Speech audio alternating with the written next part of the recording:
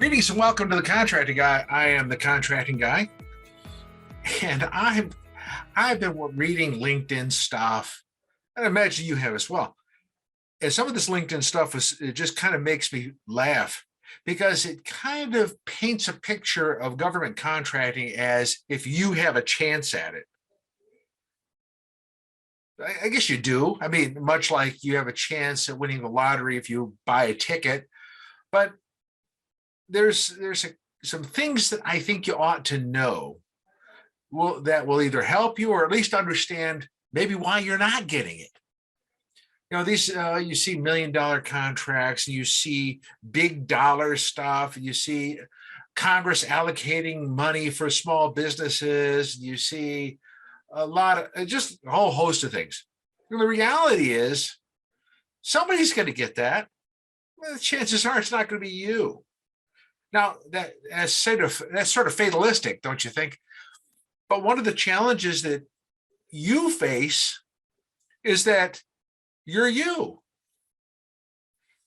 There are two groups of people here. One is you, and the other one is them. Now, you have a number of things that you do. Generally speaking, when you look at a contract or look at opportunities, they're going to be competitive. They're going to be lowest price. They're also going to be bids or maybe RFQs, things of that nature. So you're looking at that. Probably under the simplified acquisition threshold, you know, that there.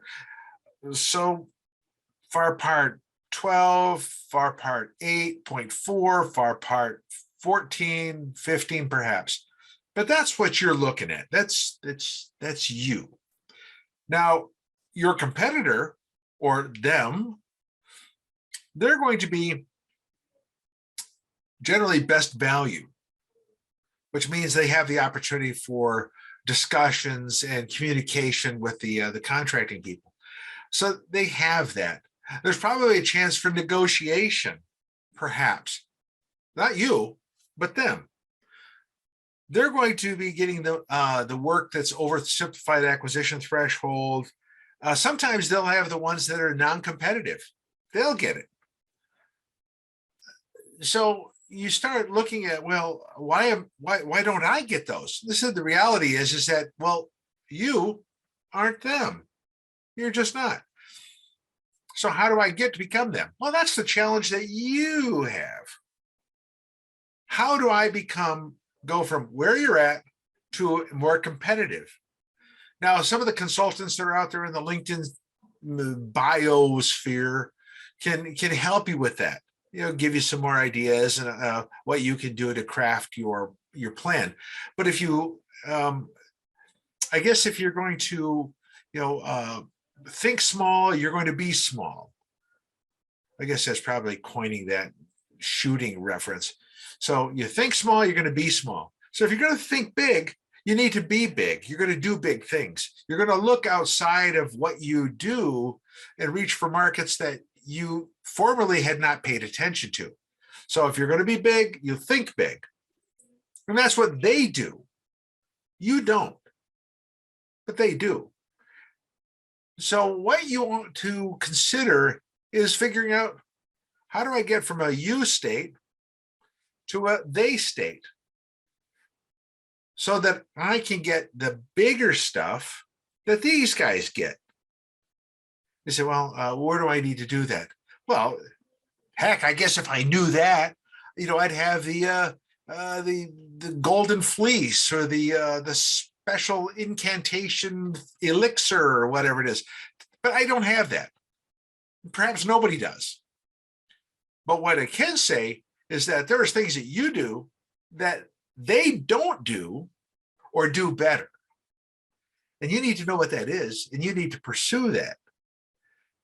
Again, look at there's in the biosphere of LinkedIn, there's a lot of good consultants out there that have good ideas. I suggest you start mining that.